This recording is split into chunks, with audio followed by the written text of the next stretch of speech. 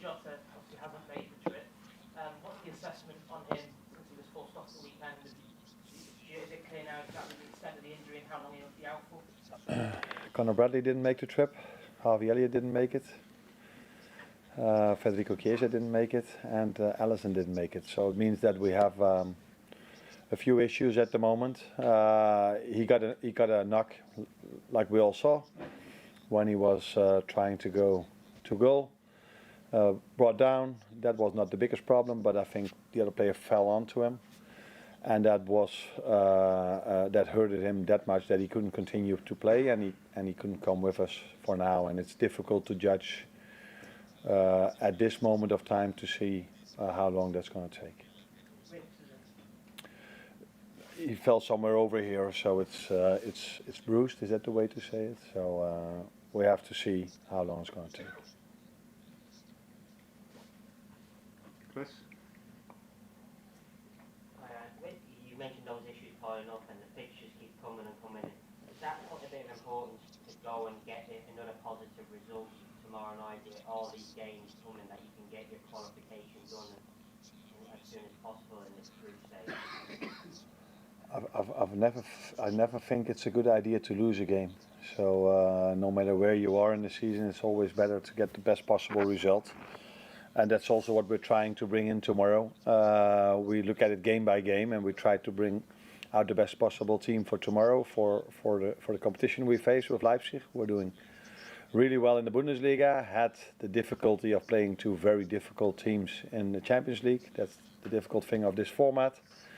That after two games you can have a league table that doesn't tell the whole story, because you can face teams from pot 4, is also you call it pot 4 or group 4?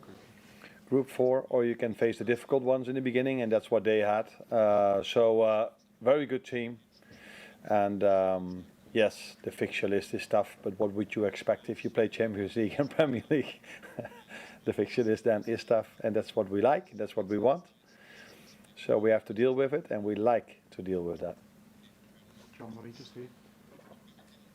When you mentioned the single league concept, have you got your head around it now, and what do you think?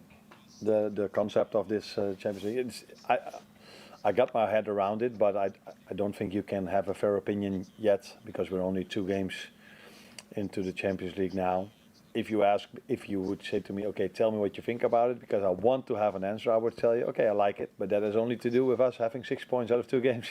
That has nothing to do with the format. So we have to wait and see what the end result of this format is, and you can only judge that after the group stage is done, and then see if me or you or the fans like this new format. Do you think it will be an incentive further down the line, if things continue to go well, to cast a thought ahead to what you see they might be in the knockout stages? Or am I looking too far ahead? Now what you're doing is using quite difficult English words. So I need a translation for this now. If we keep on going like this, is that what it's... John, can you have to explain that?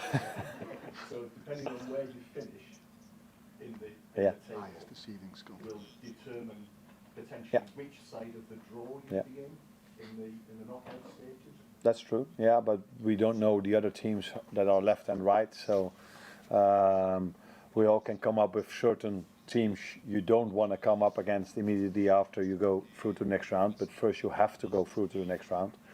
But you don't know if they end up 1, 2, 3, or they lose a few games in the meanwhile, so that is the difficulty of this format. Although when it's just a draw, you also don't know who you're going to face. Although maybe it's a bit, then you know you're going to face it, the number 2 or the number 1.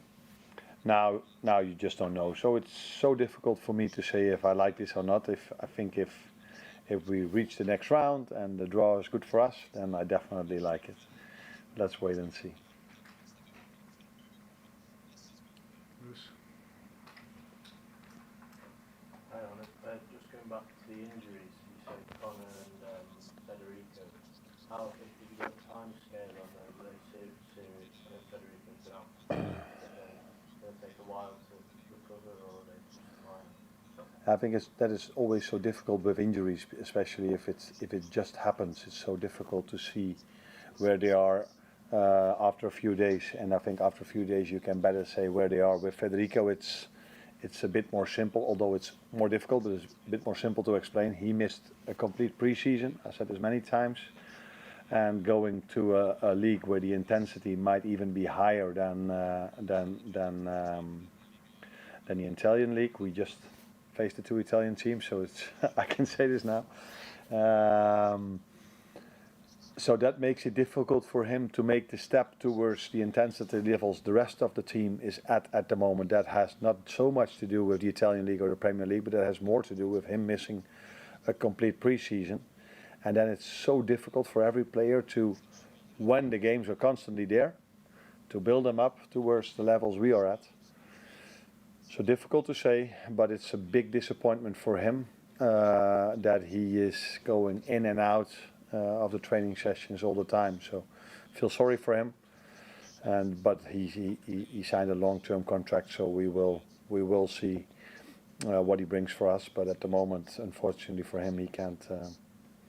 He's been with us 1 or 2 times, I think, in the team selection, and not more than that.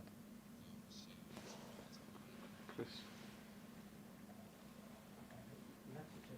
Great start and especially the standard you said is so high. But what is it particularly you're looking for more? Because you can tell that you're still looking for more and more. Is there anything particular that you're looking for from the team? Because you've been told already. Yeah, you can't ask for much more when it comes to results, but when it comes to what we want, there's always room for improvement. I don't think we outplayed Chelsea. We certainly didn't. I think they were more dominant than us with the ball. So in an ideal world, I would have seen us dominating the complete game like we did so many other games.